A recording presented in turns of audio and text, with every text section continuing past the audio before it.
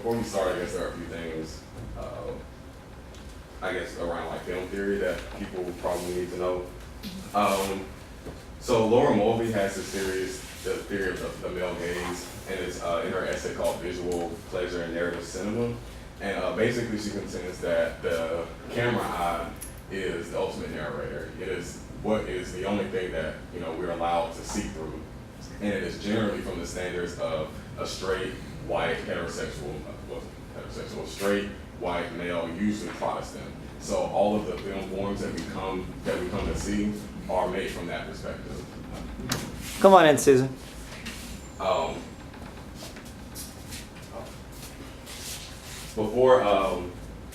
During the time that gay gay movies started to first come out, it got a lot of backlash, obviously, because most of society saw it as an immoral thing.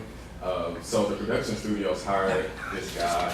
His last name is Hayes, and that's where we get the Hayes Code from. He was actually a Presbyterian minister. I didn't know that until yesterday, but he was actually a Presbyterian minister, and he basically set the guidelines for what was to be shown on TV. So like birth, rape, people who were criminals, stuff like that, they were not allowed to be shown on film. And for a long time, gay things, anything was not allowed to be shown on film. So that's kind of the environment that we're coming from, where in the film area, gay thing movies weren't looked upon, black or white, weren't looked upon as favorable. But as we get closer and closer to the 21st century, you have people's attitudes toward homosexuality starting to change. And we see that in the way that white homosexuals are depicted in film. Another essayist, her name is Frances Cress Welsing. She wrote something called the ISIS Papers, and in it she has this theory. It's about the feminization of the black man through homosexuality, and it's basically saying that homosexuality in the black community is just a systemic attempt to weaken the black community so that people can't reproduce and the black race can't grow and evolve. Which is why a lot of the attitudes toward black homosexuality are the way they are. You have words like DL, which is something that, how many white people here know what DL means? Down low. Okay. And it's a word that is generally just used in the black community. The white community generally uses in the closet, which has kind of a more empathetic feeling to it. They're trying to feel sorry for this person who is in the closet, they're trapped, versus DL, which the connotation is, we were talking about it, is mostly used by black females because black females tend to have a disdain for black homosexuals simply because they see them as, for lack of a better phrase, a waste of a man. This is somebody who cannot help me reproduce, therefore, I'm against that. And actually in a study by Lisa Lobed, she it's called What It Takes to Be a Man, and it's from the perspective is from the people in the study were black. And some of the ideology that they had about what it took to be a man was having sex with multiple partners, having sex with women, the stereotypical patriarchal meaning of what it means to be a man. But particularly in the black community, you see a backlash against homophobia or a backlash against homosexuality. So the two films that I am mainly focusing on are called Brokeback Mountain and Cover. Brokeback Mountain, of course, is with Heath Ledger and Jake Gyllenhaal, and it came out in 2006. Cover came out a little before then, and that one was directed by Bill Duke, who is a black man, and it was a movie made for black audiences. Ang Lee directed Brokeback Mountain. He himself is Asian, but somebody who is aware enough, this is going to be important later. Even though he's Asian, he's somebody who's well enough aware of American sentiments towards homosexuality. So the way that he films Brokeback Mountain is in a way to elicit empathy and sympathy for the two characters, even though they are gay. Whereas Cover intentionally scrutinizes and mischaracterizes black homosexuality in the same stereotypical kind of violence that's associated with the LGBT community and the black community, as well as disease and HIV. That's something that's prevalent in Cover. So I guess I'll start.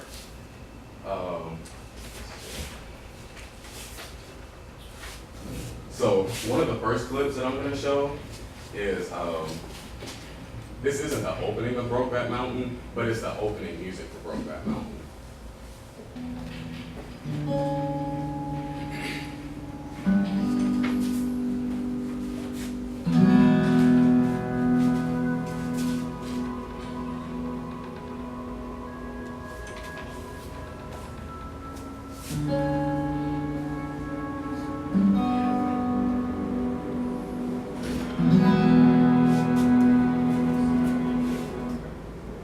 And this is the opening scene of Cover.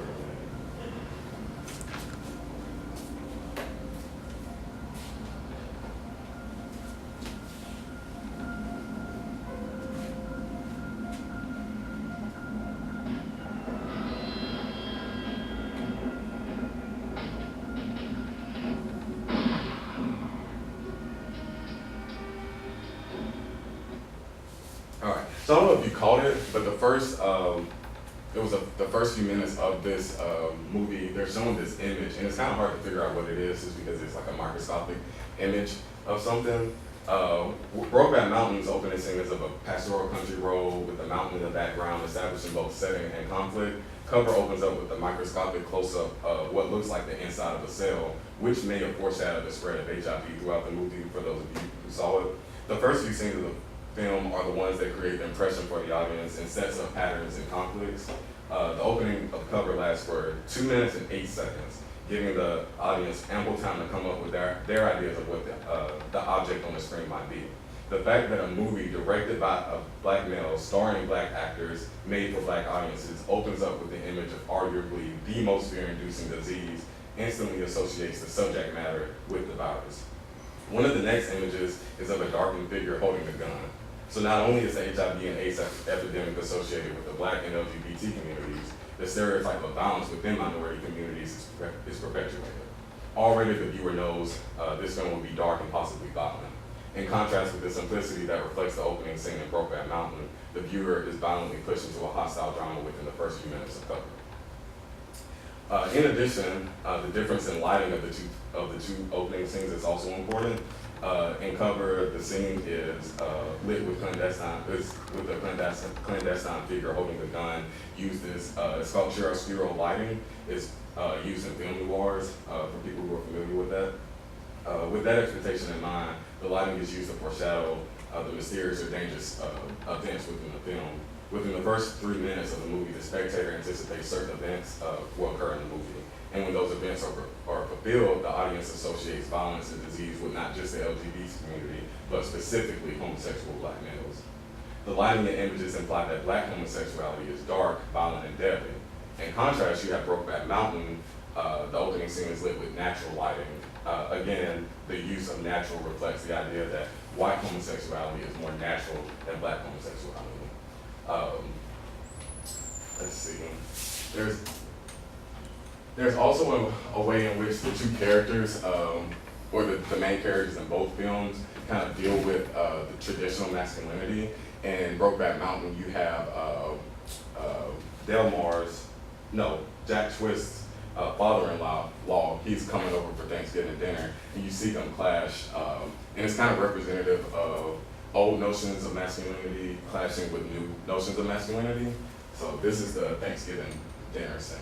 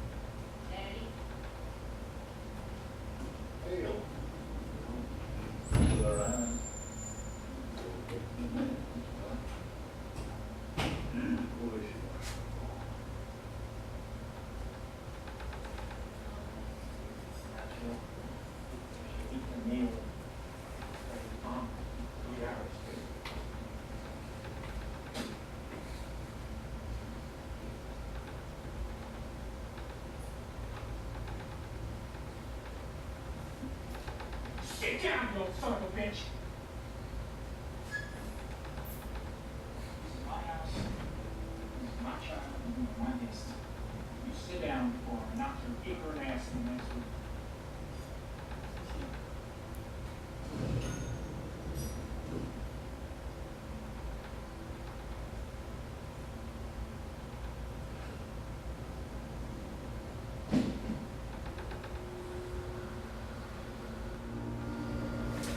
All right. The Thanksgiving dinner scene, or just kind of a bit of information about Jack Twist. For those of you who saw the movie, it's kind of, they made it kind of clear that Jack is kind of more comfortable being gay than Delmar is. Even if you look at who initiates the first sexual contact, we see that it's Jack Twist. So the movie kind of gives us the two sides of Jack, which is him struggling to be accepted within the community that he's in, but also being okay with being gay. The Thanksgiving dinner scene exemplifies his attempt to balance his homosexual feelings while maintaining his manhood. When he begins to carve the turkey, his father-in-law interrupts him, making the comment that the big man of the house cuts the turkey before proceeding to cut it himself. His father-in-law represents the traditional modes of acting out masculinity, which Twist must fight against. Jack himself does not have an issue with his homosexual desire. His concern is being brave in the face of a society that disapproves of his feelings. Despite this, Jack demands respect and symbolically defeats traditional notions of masculinity. However, as I will show you in the next videos, it seems that gay black males don't receive that sort of redemption. The way that cover treats gender and stigmatizes black homosexuality and perpetuates the stereotype of black manhood. This film further establishes what it means to be a man by feeding into popular notions of black masculinity. This speaks to author, philosopher, and social critic Judith Butler's idea of gender performativity. And basically that concept is saying that we're trained from birth to act out the gender that we are. So no matter where we are, we're just putting on a show for what we expect people to expect out of us. So we only act certain ways because that is the way that we've been reared to be, because that's the way our gender should be. In this next video, we see how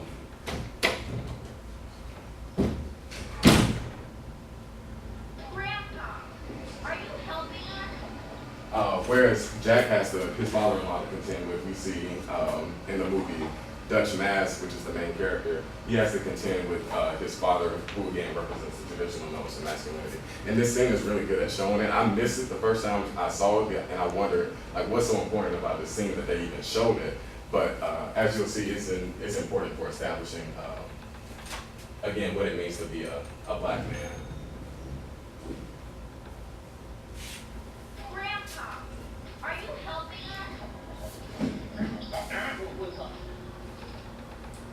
So we see, that's really early on in the movie, and so what it's basically setting us up for is to show that he is somebody who prizes his masculinity, and that's something he expects out of his son, and part of that masculinity is tied to being attracted to women.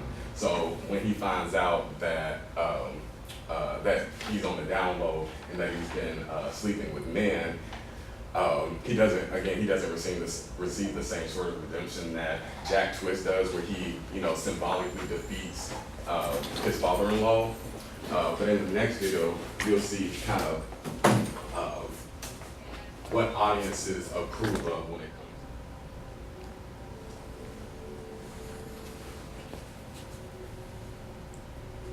It's true. Put your family in danger. You don't put your family in danger. Promise.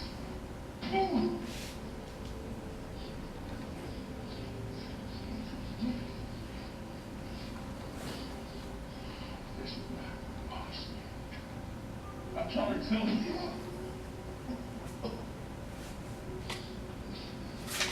I'm trying to tell you. You're so proud of me. Thief! You stole my granddaughter, my family, my life. You took every single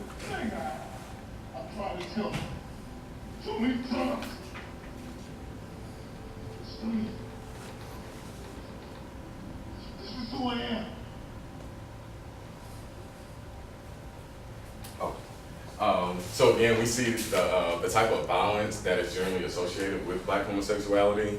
Again, it's important to notice the audience makeup, or who the audience is made for, and the director, because like I said, it's directed by a Black male, directed for Black audiences. So he knows the kind of sentiments that Black people feel about Black homosexuality. So it's no wonder that he has kind of this, again, the traditional masculinity overpowering homosexuality, because it's an ending that audiences would feel comfortable with. Whereas in Brokeback Mountain, they intentionally make you empathize with the main characters. One of the conventions of Brokeback Mountain, which makes it so appealing, is that it basically fits all of the characterizations of a romantic film, a traditional romantic film with a male and a female. And the only difference is that it is with two men, as well as it being played by straight actors. So there's this sense of like the movie trying to lure you into accepting something that you might not otherwise accept. The fact that is a movie played by Jake Gyllenhaal and Heath Ledger, who are famously heterosexual. Nobody has really questioned their sexuality. So it makes audiences feel a little bit more comfortable. Whereas if you had two gay actors playing this gay role, it's too real. So with two straight actors, there's kind of a way that you can like distance yourself from it, and so you don't feel like you are violating the Hays Code when you're enjoying this type of film. Let's see. The way that Ang Lee directs this is actually really impressive because he accomplishes his mission really well.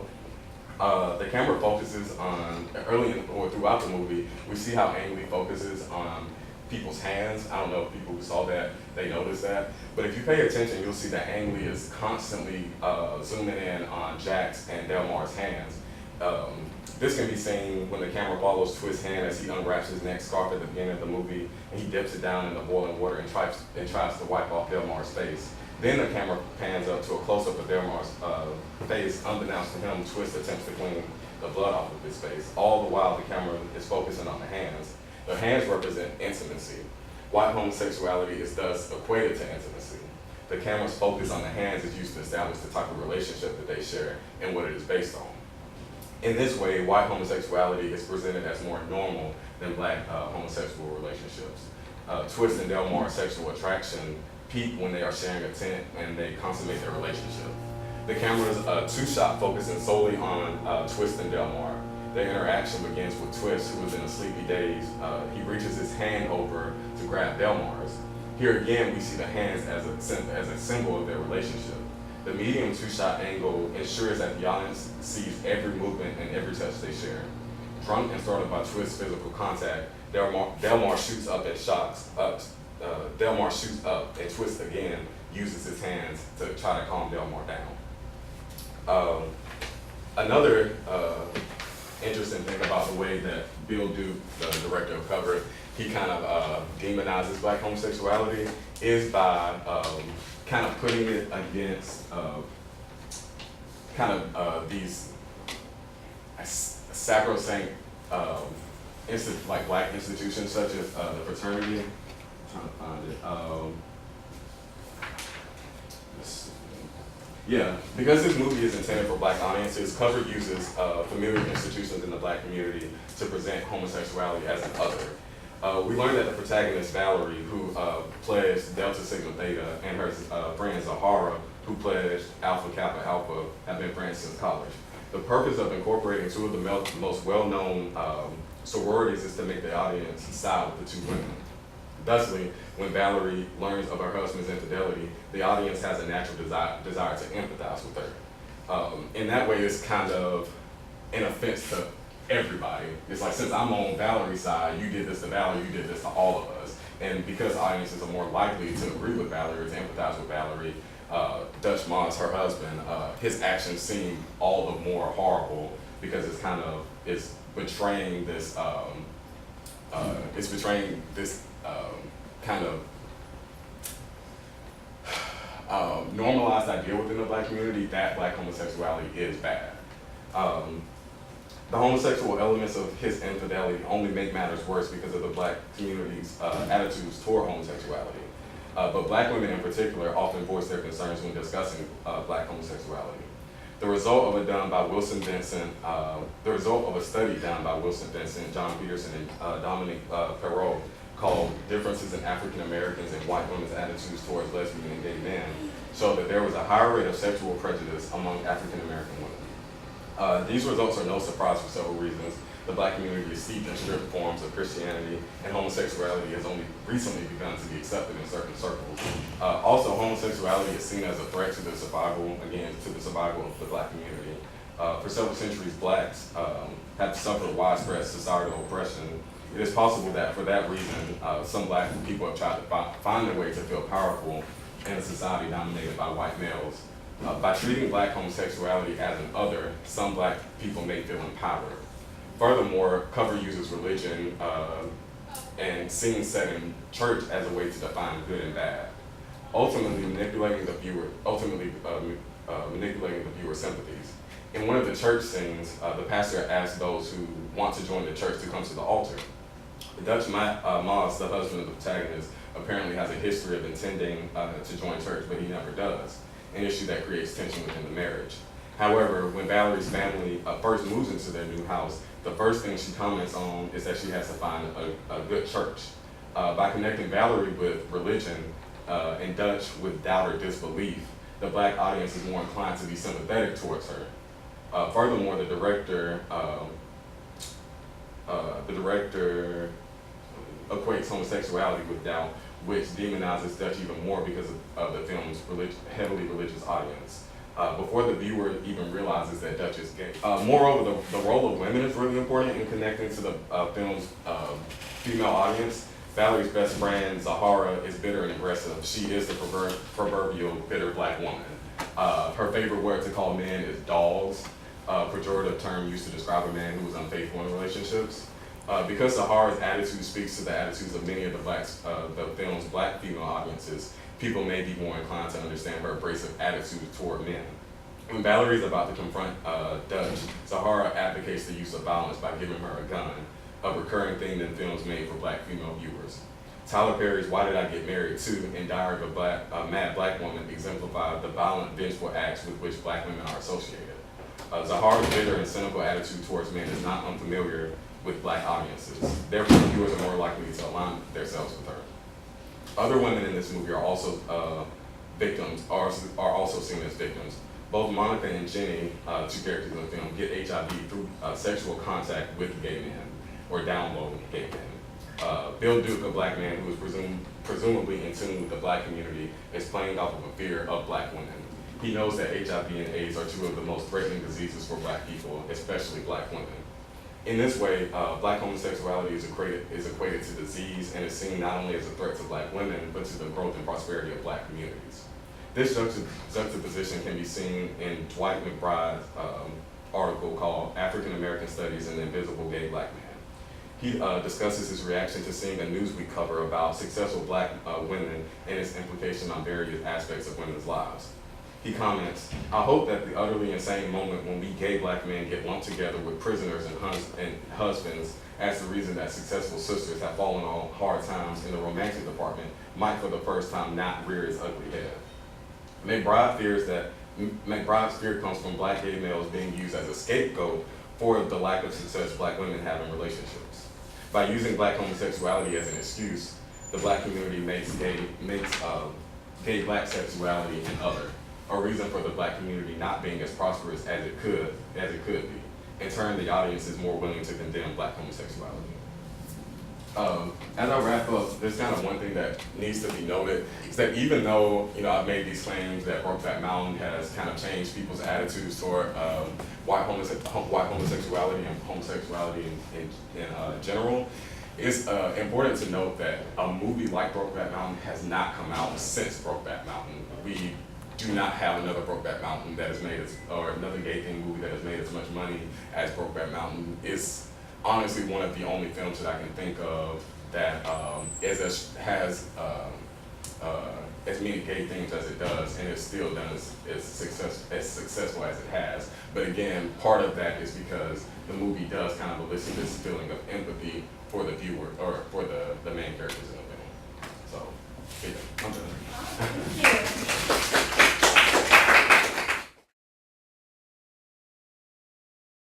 That got the attention that Brokeback Mountain Okay. got. Okay. And so Cover didn't have nearly as much, right? No. So have there been other movies like that?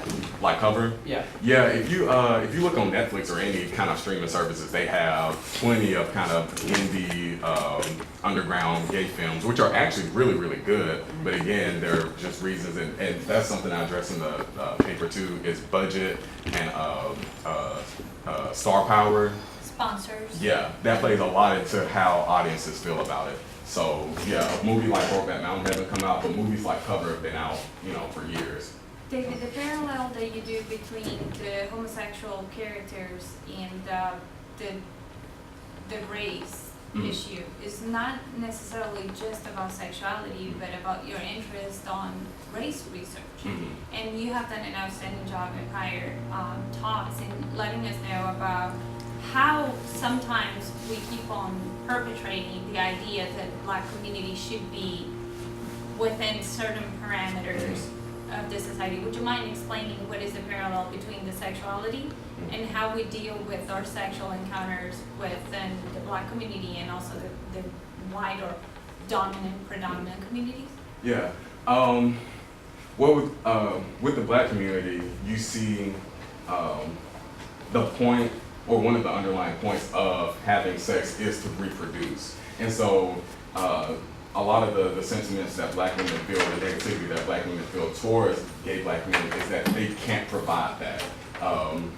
You can't help me reproduce, and you can't help me, I guess, further the Black race. And something that Frances Cress Welsing talks about in the ISIS paper, some of her theories, which I don't agree with all of them, but I see what she's saying. She makes the claim that Black homosexuality is forced on to Black people, and it's kind of a trend that we adopt.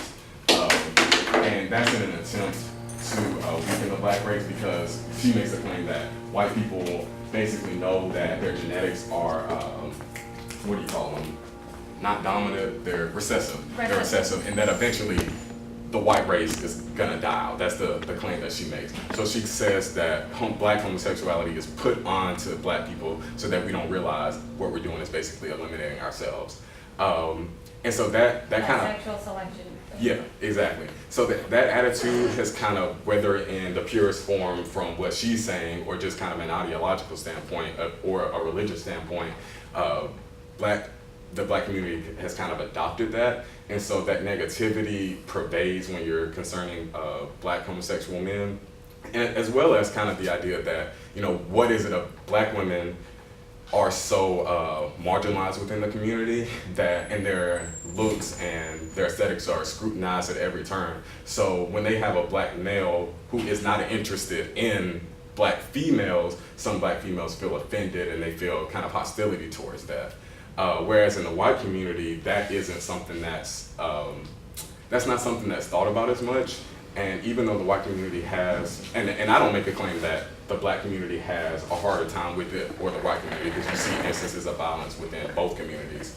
And that's another thing. It's important to realize that, the kind of stuff that we support on film is actually the things that we support in real life. So when he gets beat up in the film, we have instances where gay people are beat up, they're harassed, they're killed, and it's not something that we kind of bat an eye at, because again, those negative feelings that people have towards homosexuality. So. What it interests me is the fact that the Black audience film, it was actually done by a Black director, and he's the one perpetrating the same idea, the very same idea which we oppose today. So wouldn't that rage you, or at least elicit some sort of discontent? I mean, by yeah. the fact that he's doing the very same thing that you are arguing against it. Yeah, and he actually directed a documentary called Dark Girls or Black Girls. It came on Oprah's network last year. It was really big.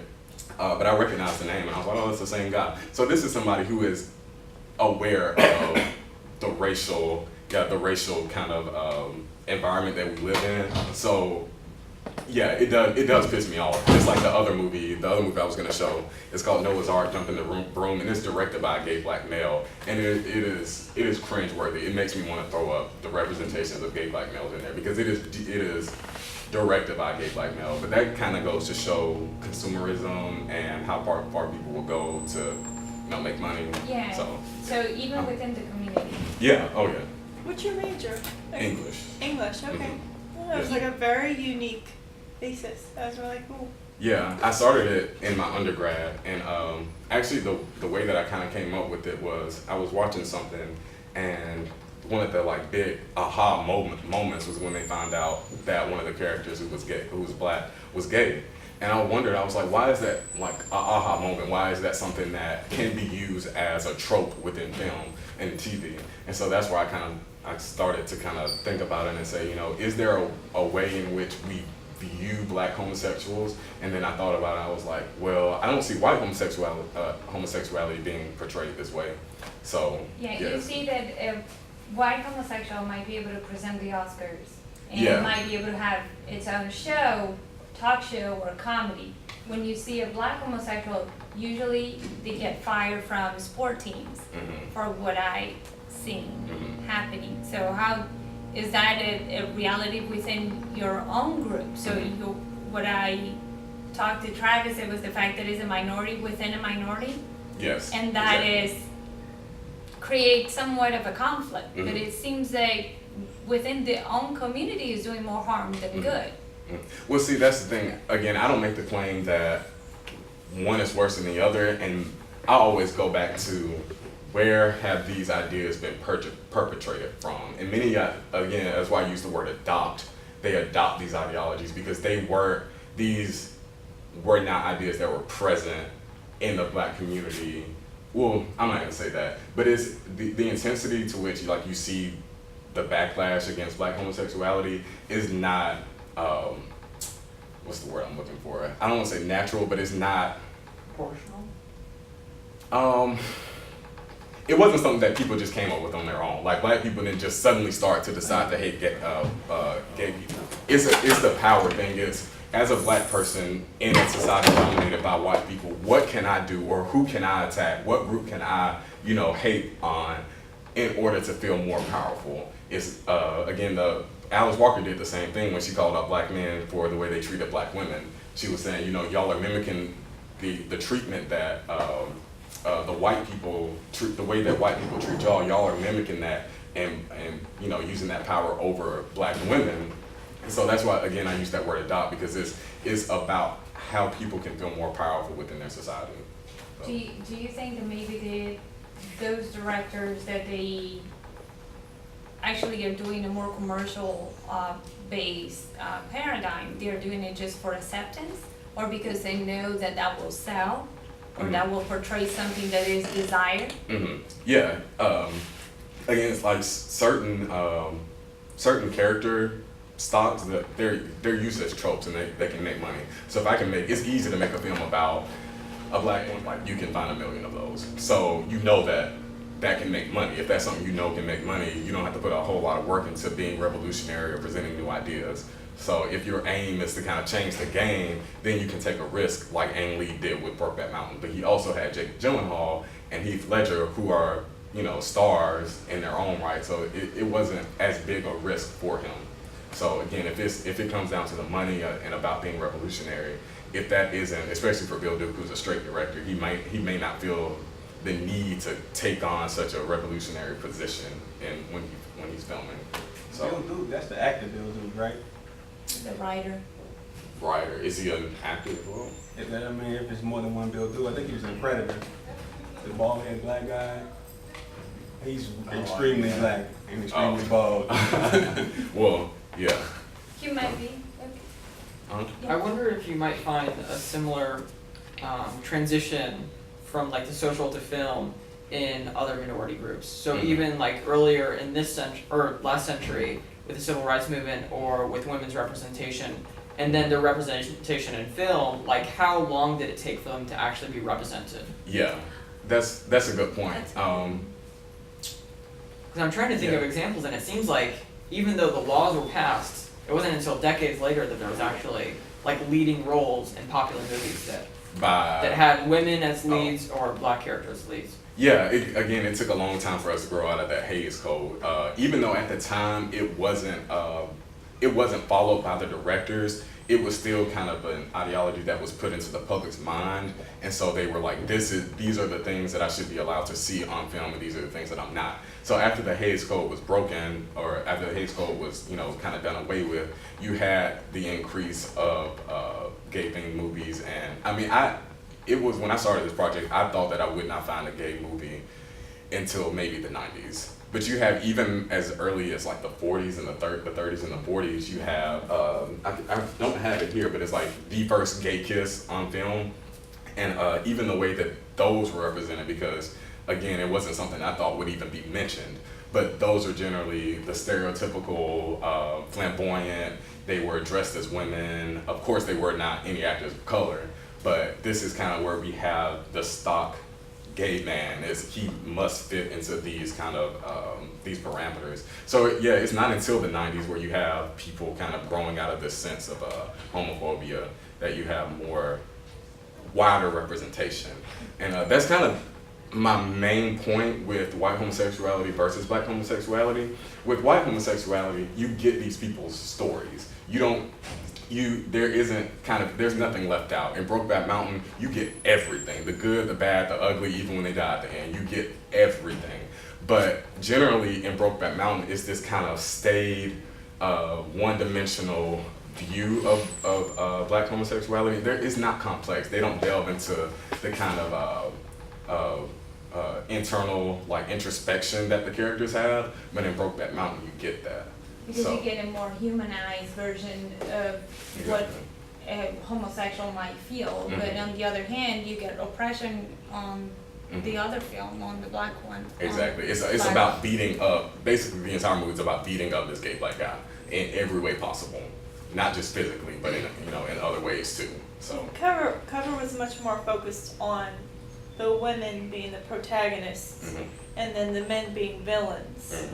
But Jake Gyllenhaal and what's his name? Heath Ledger were the heroes in the story. So I definitely noticed that. Yeah, and again with them you get the struggle, and especially with Twist. I particularly like this character because the way that they played with his whole his sense of masculinity. They make it clear that his wife makes more money than him. They make it clear that she's educated, she's this and that. She is the head of the household in that she is the provider. And then there's a scene where they have sex and they're in a car and she climbs on top of him. And so that power play, you have more of that versus in Cover is just this kind of simplistic, outline of people's lives. You can't really get into their head, and they don't allow you an opportunity to feel empathy or to get an understanding of what they're going through. And also there is a very clear cut between generations. Yeah. But it seems to me that appears to send a positive message. In which we might be able to change the story. In Cover?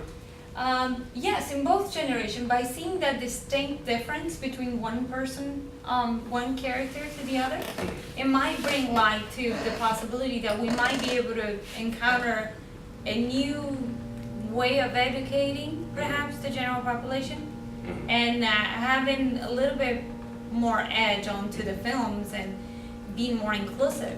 But also I see the same thing happening within the Latin community or the Latinos community. It's very not positively seeing the homosexuality just as much as the black community. And I will even dare to say that maybe the Asian community is also not well represented. I mean, we don't really have that much homosexuals out there that it will appear in characters that are well known or renowned. Like you say, more gay individuals performing more gay characters because it's too close to reality. And that was something that I took note. How do you think that if we identify ourselves with something, is it too real to us and it can be way too shocking? Wait, okay, repeat the question. It's like when we identify ourselves with something that is so close to our own reality, is that too shocking for us to digest? Or is something that perhaps we might be able to say, well, you know, yeah, I kind of feel what he feels. Mm-hmm. We Yeah. understand, or Yeah, it goes back to Laura Mulvey's the male gaze, that theory where the camera is straight, white, male, usually Protestant. So in Brokeback Mountain, they only violate one of those conventions, which is the fact that they're gay.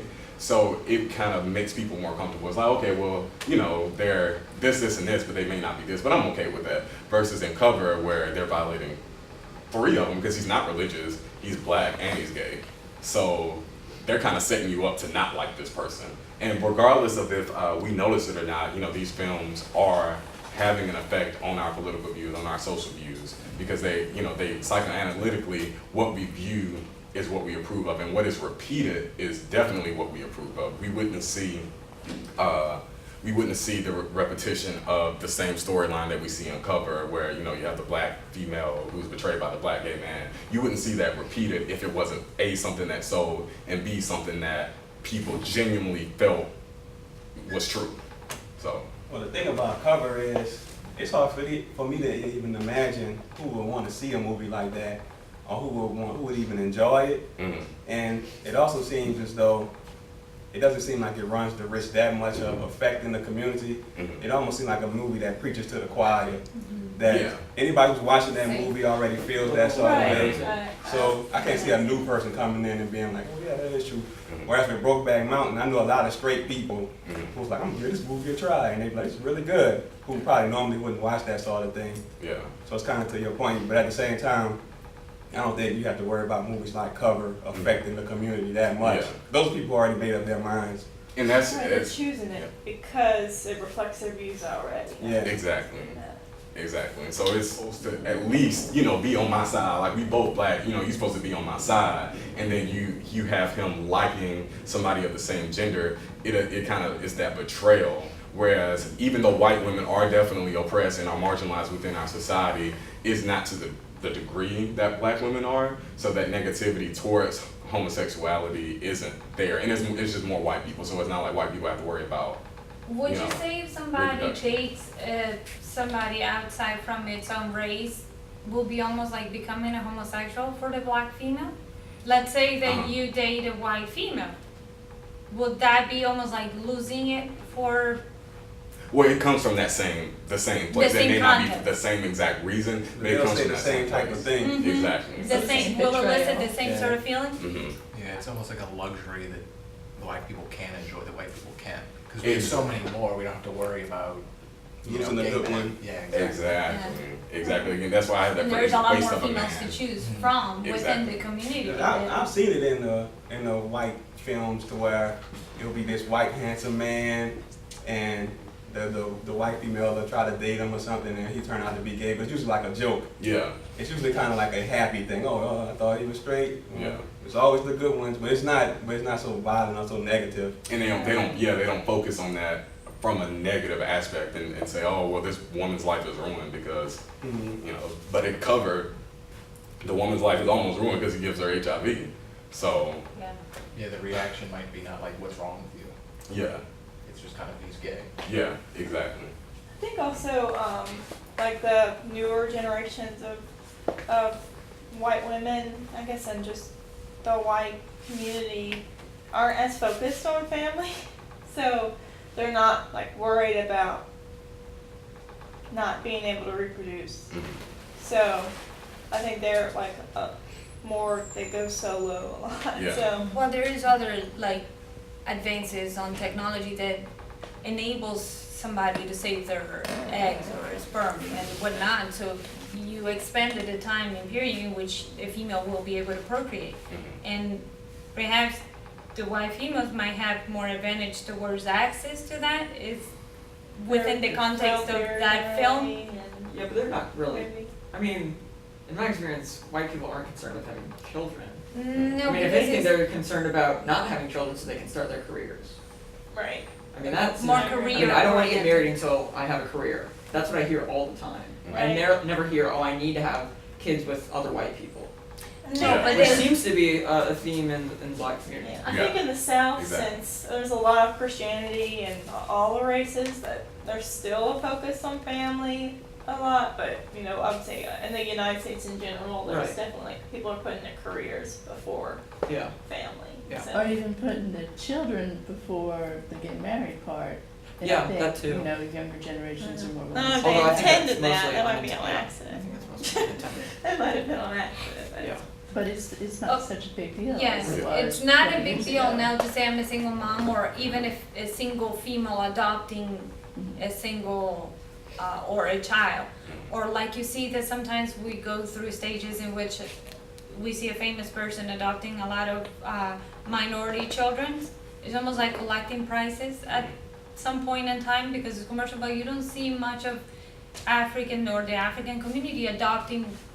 White people, or people of other races. Why will that? That's funny to think about. Yeah. That I mean, Like the the only Dave reason Chappelle why skit. is because it's.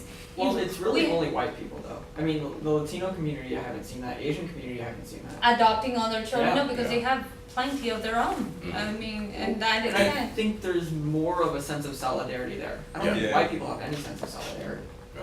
I mean, only in Well, some- response to others. Yeah. Oh, They have Yeah. solidarity in not being the other. Guess But we can, like, really, use like Angelina Jolie and Brad Pitt as an example. They just like adopted like 30 kids. And, which I think is wonderful. but I think it's. yeah, I think they're trying to adopt from countries where there's just a lot of kids in orphanages. Mhm. So but what about our kids over here in the United States? For what I know, we do have a very bad adoption I'm not system. saying I would do what they're but come doing. on. These people in these other countries, like, I had a lot less. I had a lot Yeah, more, of yeah. course. It is, But it we is do also have. we a have a fashion statement too. There's no doubt. That Well, is definitely a fashion statement for Angelina Jolie and Brad Pitt. I mean, I love them. They're I like to believe that's not that, 5 minutes. but Yeah, maybe to show Yes. how like tolerant they are. Like, look, I have this League of Yeah. Nations of children. Like, look how I'm tolerant. not They- racist. I they're have all- one from every. Yeah. Yeah, like, I'm not racist. I have a black kid.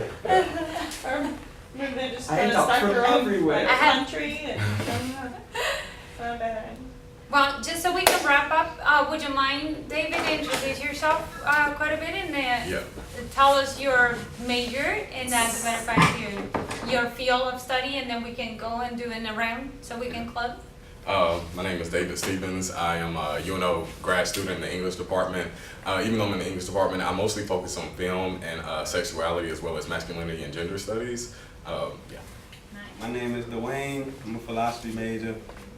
That's all you need to know. What would you like to give in plans after you graduate, or? Nah, well, I want to go with the flow. I might want to teach overseas, but I don't want to pin myself into anything. So you're still thinking. Yeah. I'm Jacob. I'm a history major, and I guess within history, my interests are usually labor history. So, How did you find your way to this class? I always just was kind of good in history in school. That was the thing I was good at. I just kind of went with that the whole time. Oh, well, I meant, how did you find your way to philosophy club? I think Dwayne told me that. Oh, okay. Well, my name is Tatiana Bigalt, and I'm a philosophy and psychology major over here at UNO with a minor in Spanish, and my main interest is in neuroscience and philosophy of mind. I'm Sean Carson, and I'm a philosophy major, and that's all I'm going to say. I'm Gaetano Venezia. I'm a philosophy major. I plan to start a master's next semester. My interests are mostly in moral and political thought, but pragmatism is my newest interest. My name is Lauren Boudreau, and I'm a philosophy major. I'm not looking at that camera. You know, we want more from you because you ask questions. Of Come on. course. We need to know I'll yours. give you more. I'm going to law school to do criminal law, but who knows? I'm very good. Okay. I'm Jill Walker. I'm a philosophy major. I have a degree already in history, so but I always felt like it should have been in philosophy. So I'm here to correct my error. And also enjoy my retirement. I recently retired from a interesting career, but I'm done. So this is my fun. Nice. Thank you. Oh, I guess it's a Stephen, wrap up. do you- Nice. Yay. Awesome.